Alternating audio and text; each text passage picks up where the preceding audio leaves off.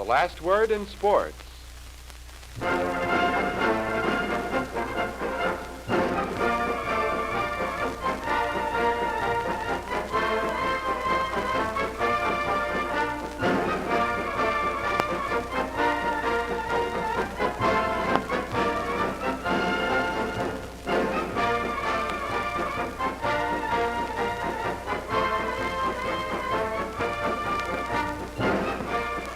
Now here's our sports director, Tom Manning, with the last word in sports. Good evening, America. Usually at this time, I give you the sport news from coast to coast. Tonight, we're not going to talk about the sport news from coast to coast because tonight we wrote another great page in the history of sports in the city of Cleveland. I dare say, a page second to none. During the past few days, you've been hearing over the air, reading in the newspapers, the story of amateur baseball. I know now with election over, there couldn't be anything closer to the hearts of America, particularly those listeners of station WTAM, than the snuffing out of juvenile delinquency. I think the voters agreed with a great many masterminds in sports when they voted for daylight saving time. On behalf of sports in general, thank you. That is the first time we've mentioned that on our sport program. We were not permitted to mention it before. However, our station did participate in enlightening you to the benefits of daylight saving time. We're not going to talk about that tonight because you know of the benefits you voted for. So here in the studio, we have the men that will tell you of the great page in sport history written in the city of Cleveland tonight. It is a dedication to the one man more responsible for the kids of America than any other human individual. That is William T. Duggan, president of the Cleveland Baseball Federation, who tonight celebrates his 25th anniversary. Out of his mind came the medical fund. It has been adopted by our great universities throughout the world.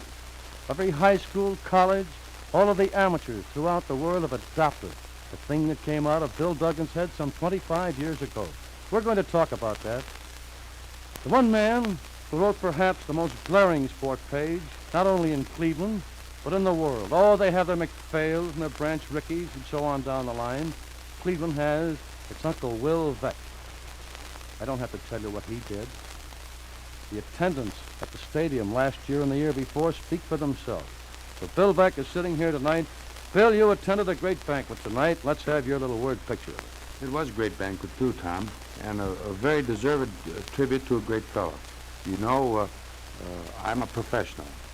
I make my living out of sports. And in order to do that, I have to have ball players coming up, and I have to have people interested in baseball.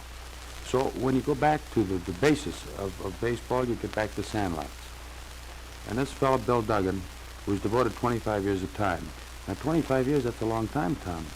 You know, we try and support the thing with some money, but there's no amount of money that can equal 25 years of time.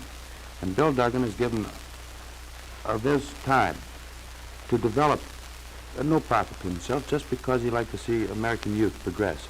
He's given his time to developing amateur baseball into Cleveland, and at the present moment, there is no city in the country whose amateur program can in any way compare with that of Cleveland. Now, obviously, I'm thankful. I have to be. I mean, he's kept me in business. He's made my business big. But in the basis is that one fella.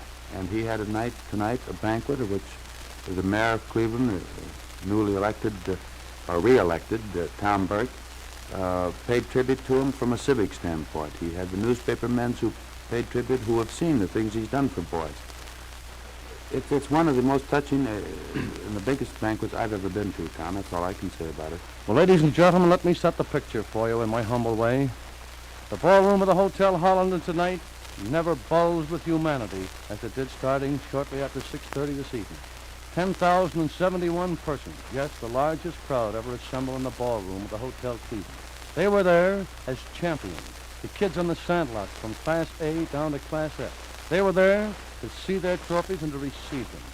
There were the sea of smiling faces when the speakers went to the table, and little did those kids know that this great tribute was to be paid to Bill Duggan. They sat there and they listened. They went away tonight feeling that they were great kids, And that was, after all, the purpose of that banquet tonight. I think that Louis Seltzer, the editor of the Cleveland Press, made one of the greatest tribute talks that I have ever heard in my life. That is the sentiment of the men assembled there tonight. Yes, all of the sports editors in Cleveland, from the Press, News, and Plain Dealer. Ed Bang did his usual great job of master of ceremony. So there you have the little picture, a capacity crowd, standing room only. We're beginning to think now that wherever we see the face of Bill Veeck or Bill Duggan, it's always standing room only. So I think we'll get the picture from the lips of the men who, in a large way, are responsible for the success of Bill Duggan. That's his board of directors. Now, the chairman of that board is Dr. C.J. Sterling. Doctor, how do you feel about the event tonight? Well, Tom, it's been my pleasure to be associated with Bill for many, many years. And I, for one, I believe I've had a thrill almost as much as Bill did. I think that Bill Duggan and his marvelous little wife have a heart full of something tonight that nobody can really describe. I think that Bill Duggan has really had the tribute that should be paid a man that has given to the Sandlot kids of Cleveland many, many thousands of hours of untiring effort for the promotion of the Sandlot kids in Cleveland. Thank you, Dr. Sterling. In that audience tonight, not only baseball men, not only doctors and lawyers, but they came from every walk of life. The Cleveland Browns were there to pay their tribute. Representing Paul Brown on the program tonight, one of the great publicity men in the nation, a man who has been, in a large way, responsible for the great outpouring of fans for the Cleveland Browns. That's Nate Wallach. Nate, it was a great evening. It certainly was, Tom, and I might remind you that I might not be publicity man of the Browns if it wasn't for fellows like Bill Duggan and Nig Rose, who decided that maybe 8 years ago I ought to do a little publicity for the Cleveland Baseball Federation. That's really where I got mixed up in this publicity business, and I kind of like it yet. Isn't that awful? No, I think that Bill and Nig and the rest of these fellows have done a magnificent job for the community. I think I was in the position to see the benefits as much as anyone. For 16 years, I practically supported myself scoring baseball games. Every time I go by Glenview number 2, I ought to throw out 50 cents on the diamond. But Bill is a magnificent fella. I'll tell you a funny story. I met Bill at 2 o'clock this afternoon. I said, Bill, I hear they're having a great party tonight. And he said, yes, they certainly are, from all I can gather, but there must be something special. He said, do you know anything about it? And all I said was, Bill, if I were you, I'd be there. And I guess he showed up. Well, ladies and gentlemen, the real purpose of the great board of directors of the Cleveland Baseball Federation is to supply the funds. Now, you folks out there know that story. Once a year, they have amateur day. A great many Clevelanders contribute, all the way from the pennies up to those boys with the green overcoats on. Well, it costs a lot of money to run baseball. But the board of directors, guided by Bill Duggan, have been able year after year to buy bats and balls and pay officials fees to guide these youngsters in the right way of competitive spirit. But the medical fund is most important. So tonight, one of the few times, he always says, no, Tom, I don't want to get out in public. I don't want to get on the air. But I think on this grand occasion tonight after the banquet, we should bring the man who takes care of all of the injuries. The man who was hired by Bill Duggan a good many years ago to care for the injured Samplotters. That's what we call the medical fund. Dr. Marcus, what is the medical fund and just what are your duties? The medical fund is provided to take care of all the injuries that occur on the Cleveland Sandlots. That not only entails office visits, but also all of hospital care and every specialist that is required to give the boys expert medical attention. This started many years ago with just a few injuries each year and has progressed so that in the last 2 years it's doubled and almost tripled.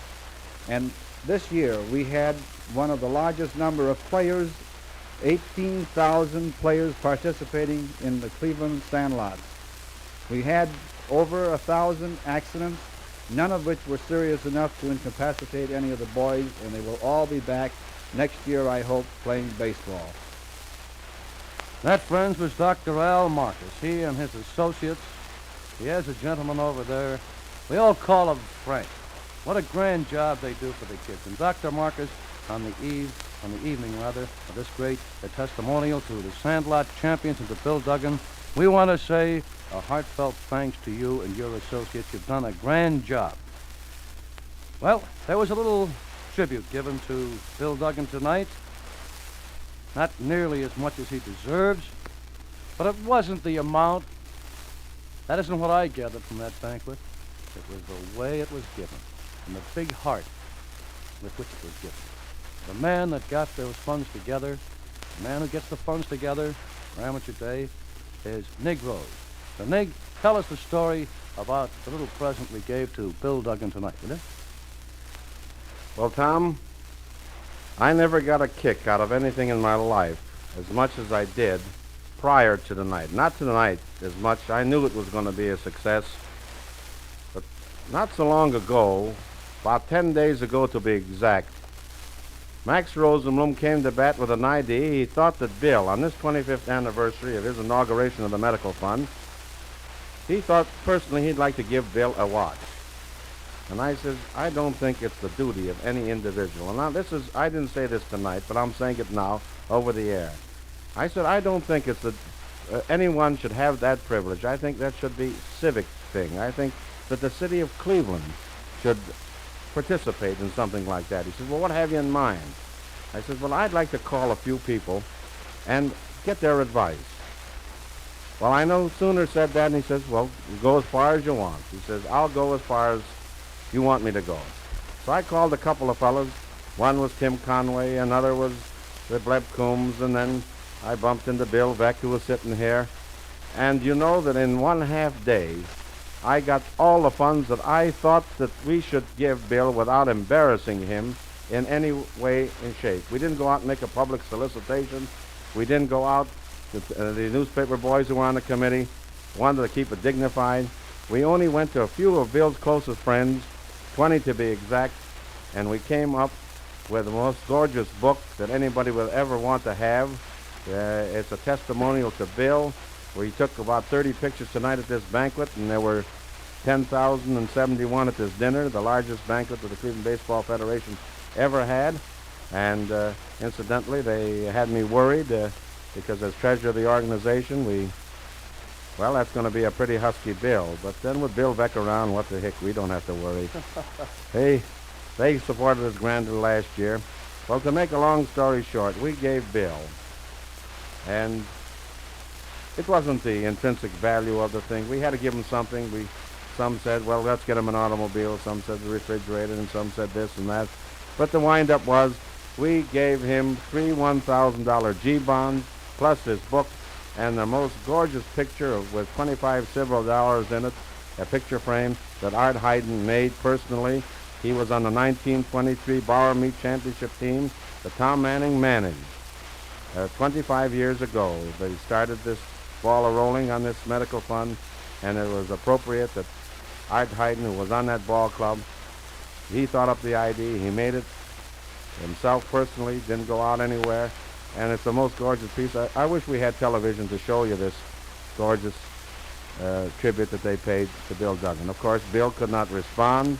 Maybe he'll be able to respond now, but he was the old sentimental Irishman. He had it in his throat.